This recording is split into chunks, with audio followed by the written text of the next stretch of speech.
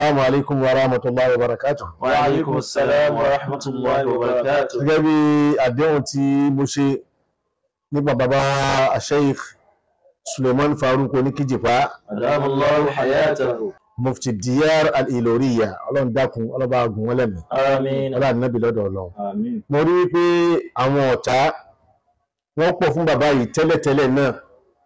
Wọ́n wá fojú hàn gan lásìkò ìjú ti àtẹ̀yìnwá lọ. Allah. Wọ́n wá jẹ́ ìsan tó nígbà fún Sheikh Suleiman ò ní ẹ̀ṣẹ̀ kan tó ṣe nìkan nínú wọn ju pé wọ́n ń lara Sheikh Suleiman lọ́nu. Allah. Ìyẹn mo ṣe ibi tí mo parí èyí tí mo ṣe lọ sí pé kí ni ó sọ wọ́n di wèrè lórí social media nípa Sheikh Suleiman báyìí. Kò sí kan méjì o, wàláhì wọ́n ń lara bàbá yẹn ni. Allah. Allah. Ẹ̀rù àti bí ọ̀rọ̀ ganu sí kò ganu sí. Gbogbo ọ̀rọ̀ ganu sí kò ganu sí. Minal bidaya ila nihaya.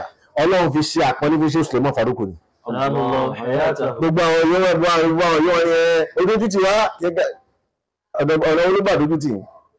Ohun tó ń lara ń bẹ̀ ni kò yí àwọn èèyàn bẹ́ẹ̀ kódà kò yí Sheikh Suleiman Farouk gan. Kí ló lara mẹ́? Ìyá tó bí Wasiu Ayinde ó kú. Wasiu Ayinde ẹni ayé ni. Wọ́n wò pé àáfàá àgbáyé wo ni mo lè pè tó máa ká ìjókòó yẹn.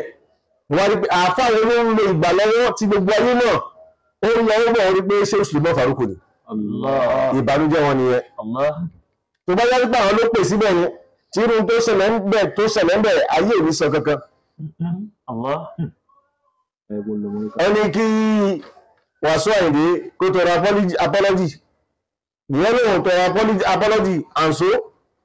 Ọlọ́run tó dá wa oníkíṣe tá a forí kọlẹ̀ ó yarí olóò forí kọlẹ̀. Allah. Allah. Ṣé yẹn ní kọ́lọ́ máa jẹ náà? Allah.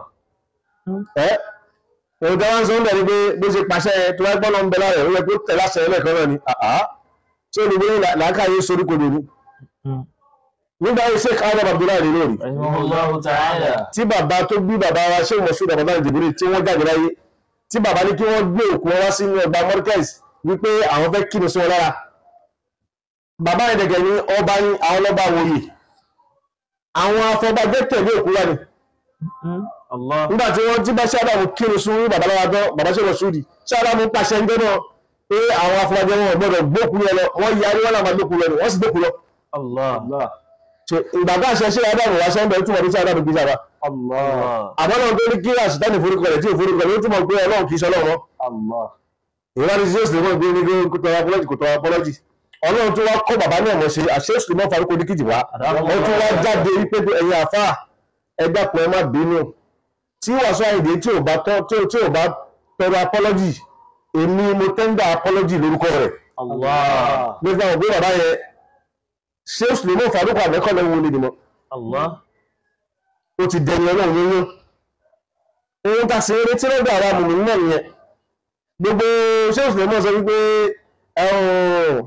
ẹni tó bá fẹ́ kọ̀ ìsọ́lọ́ ẹni tó bá fẹ́ rí owó àbúkọ́ kẹ̀ ìsọ́lọ́ tó bá rí owó akọ̀jú sọ́lọ́ ẹ̀rí ojú màálù 16 ẹ̀rí ojú àrùkóbi àbàtà 16 àtàrí 16 kìíní kan sí gbogbo eléyìí pátápátá àṣẹ̀ṣẹ̀ jáde akàn ló mú Sheikh Suleiman Farouk sọ́lẹ̀. Allah. Láti ilẹ̀ ní Sheikh Suleiman ti kó nínú àwọn àfá ẹlẹ́bọ. Gbogbo tí mo sọ pátápátá àṣẹ̀ṣẹ̀ jáde akàn Sheikh Suleiman Farouk ìdẹ́kùn ayé. Allah. Allah. Kẹwàá mọ̀ pé ẹni Ọlọ́run ni ìmísí Ọlọ́run ti wà lára wọn. Bàbá ìwá jáde wípé ohun tó ń sọ ń gbà náà o ẹni ló bí wọn tó bá yá sí pé torí ẹ̀ náà ní Islam ṣe fẹ́ gbà wípé ẹgbẹ́ òye mo kó ọ̀rọ̀ mi jẹ ẹ má bínú. Allahu akbar. Ẹ wá fi wé ẹni bẹ́ẹ̀ ẹ fi wé ẹni tó bú Abu Hurairah lájọ́ tó ti bú Abu Hurairah di sí kò jáde kó ń kọ́rọ̀ jẹ lórí Abu Hurairah. Allah. Allah. Ẹni tó bá àwọn sàhábà tó Rasul lájọ́ tó ti bú wọn tí ò jáde dè ní wípé ọ̀rọ̀ òun kó jẹ́ àwọn ẹsẹ̀ rì ní ẹsẹ̀ rì ẹni fún ra wọn. Abdurrahman tó pààyàn ní lọ́rísìn ìyá ló ń gbé gbogbo àwọn ọ̀rọ̀ Sheikh Suleiman Farouk ló gbé wá láwọn ọ̀rọ̀ tó ti wọ́ nígbà táwọn ọ̀rọ̀ ilẹ̀ ìṣẹ̀lẹ̀ ìlú Abdulhakeem ọ̀sán nìkan ni mo jáde jáde Allah. ṣùgbọ́n wá dásìkò pé ẹgbẹ́ fi ṣọ̀tẹ̀ bàbá yẹn lẹ́yìn ìgbà tí Ọlọ́run bá tó ní wọ́n tó ti pè wọ́n sójú ọ̀nà tó ti wá sanwó di tó sanwó dà lẹ́yìn àṣẹ òṣèlú mọ́ Fàrúkù ọlọ́run jẹ́ tẹ́ láíláí Àmín. wọ́n fẹ́ bà mufti yẹn jẹ́ mọ́ bàbá yìí lọ́wọ́ ni òun ló jẹ́ kí wọ́n lọ yọ mufti àgbákò kan wá fún wa bẹ́ẹ̀ ni mufti rẹ̀ Yorùbá Allah. Mufti àgbákò. àgbákò mufti ni ìgbìmọ̀ láì razin nítorí wọn mọ̀ pé wọ́n fẹ́ fi òun díjú ọ̀tá ni báwo lè ti gbẹ́kẹ́ nìkan kó máa dájú bí láàmú kó sì máa sọ ìdọ̀tọ̀ ọlọ́run látara àwọn yẹn gbẹ́yìn ọlọ́run bá ní ọba ara ní ọba tó tóbi ní ọláàrin Allah. ní mọ́ríkàsì yìí ọ̀tá tí wọ́n bá ṣe òṣèlú náà ṣe kò ṣẹ̀ṣẹ̀ bẹ̀rẹ̀ tí bá sọ pé mọ́ríkàsì lè bẹ̀rẹ̀ à ń tọ́ka sẹ́ni tó wà bẹ̀ lọ́wọ́lọ́wọ́ báyìí inú ọgbà mọ́ríkàsì yìí náà ń sọ fún wọ́n ti ṣépè lè ṣe ìwọ̀sùn Ramadan Jibril nínú mọ́ṣáláṣí Allah. ó ṣépè títí ó tún gbé makro owó fún màmá rẹ̀ àwọn tó ń ṣépè ẹgbẹ́ àkókò ìgbà kọ́ gbé sílá káyè gbogbo ẹ̀jẹ̀ bá ń bẹ̀rẹ̀ ọ̀wọ́ sọ èwo ni ó jẹ́ irọ́ nínú ọ̀rọ̀ ni ẹgbẹ́ àgbà máa fojú wo Allah. gbogbo èpè tó wá ṣe nínú mọ́ṣáláṣí mọ́ríkàsì yìí fún ṣe ìwọ̀sùn di oríta nìpé dàdé Allahu akbar. kí n tó wá fi kún fún yín ṣé Suleiman Faruku yìí kan náà Adamallah Mufti Diyar. ẹ̀má ni Mufti Diyar Adamallah ayẹ́tẹ̀rù Àmín. ṣé Suleiman Faruku kan náà inú ọgbà mọ́ríkàsì yẹn ni wọ́n ti kí àyèmọ́ ìtàbá tí àdáni lórí pípọ́ lọ kó bá tiẹ̀ jẹ́ Allah.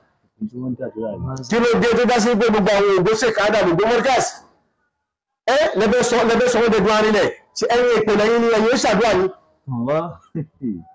inú ọgbà tí wọ́n ti ṣépèrè sí àlìgàwọ́ní ẹ̀ ti ṣépèrè sí Mọ̀súdì ẹ̀ ti ṣépèrè sí Faruk kí ló dé ṣùgbọ́n Ọlọ́run pàṣàwọn láti tóbi rẹ̀ ṣé òṣèlú mẹ́fà ló kọ́ ní kìtì báyìí ó ti yọ ọdún òdòdó ọlọ́mọ gbé wọ́pù láíláí Àmín.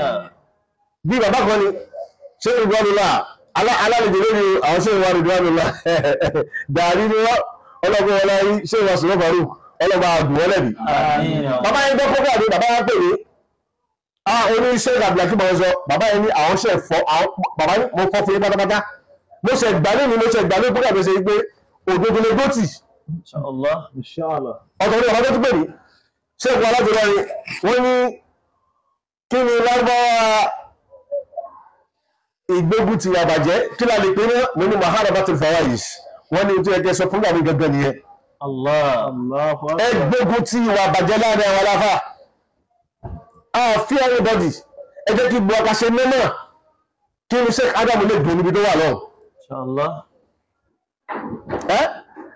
ẹṣẹ́ òṣèlú yìí nínú ọgbà yìí rẹ̀ ti ṣe pèsè kẹma orí tọ́lọ̀ ohun tó gbẹ̀yìn sí ẹ̀yìn náà lẹ padà mú lẹ́fà á lẹ̀ mufti Allah.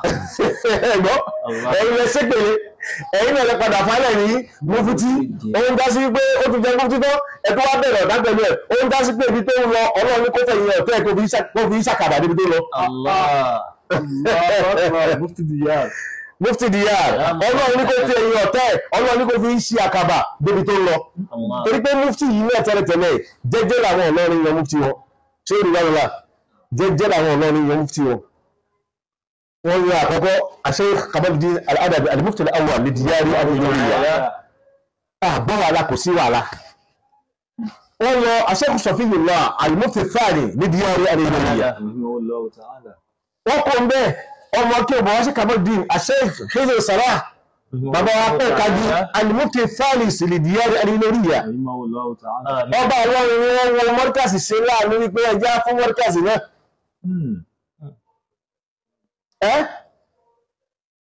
ẹ̀yìn náà lẹ́pa ọ̀pọ̀ fa mufti sílẹ̀ ẹ̀wọ̀n tẹ́fẹ́ sọ bàbá olùbàdà tí ò bá sí Ọlọ́run Allah.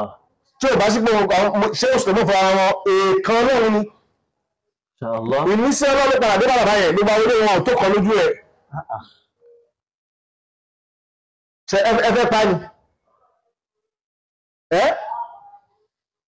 ọ̀gánusi kò gánusi ẹ̀jẹ̀ pàṣẹwàṣẹ̀ ilé ìgéèsì bàbá yìí Abdulrahman ní pààyàn nílọrin bàbá ló ń gbé gbówá sí bàbá yẹn tó ń ṣe ẹlẹgbẹ́ wá Ọlọ́run olúwàhálà wa ń bẹ Allah. dákun wá gbẹ̀bẹ̀ wa Àmín. olúwàhálà wa ń bẹ Allah.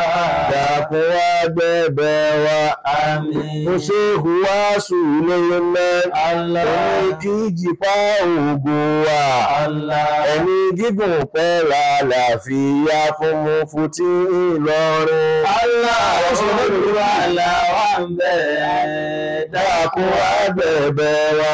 Àmín. Olúwa làwa ń bẹ̀, dákun wá gbẹ̀bẹ̀ wa. sáyé ẹ̀ṣọ́dógún Ṣé ìwà Suleiman oníkìjìpá ògo wa? Ẹ̀mí gígùn pẹ̀lú àlàáfíà fún Mufti Ìlọrin. Allah Mufti òní kú. Àmín. Kíjìpá òní tẹ̀. Àmín. Sulaiman òní tí. Àmín. Òwúrọ̀ lórí. Àmín. Gbogbo àgbáyé àti Mọ́ríkàzí àti gbogbo Ìlọrin. Ẹ̀mú rẹ̀ fi jáde Mọ́ríkàzí. Nígbà àpọ̀ bẹ́lẹ̀ lọ sí. Suleiman òní tí Bùwọ́lá ló. Masha Allah. Gbogbo àgbáyé àti Mọ́ríkàzí Àti gbogbo Ìlọrin. Àwọn ẹni yìí tẹ́lẹ̀ ṣe máa ń pè iná máa lè lọ́rin nìyẹn. Nígbà tí wọ́n fi èèyàn jẹ́ Mufti Ìlọrin. Tẹ́yìn jẹ́ wá jẹ́ lọ́rin ẹ̀wọ̀n ń jáde nínú ọ̀rin bẹ̀ náà. Ẹ sì ń fi ẹnu àbùkù fẹ́ bá Mufti Ìlọrin jẹ́. Ṣé ẹ̀mọ̀ pé tó ń sọ oúnjẹ ní yẹ̀gẹ́ ẹni àrùn Ìlọrin nìyẹn? Ṣé ìlú Ìlọrin á dùn sí? Wọ́n fi èjẹ́ Mufti fún alẹ́ kódà pé lẹ́gbẹ̀ẹ́ nǹkan lè fà kalẹ̀. Mufti ìlú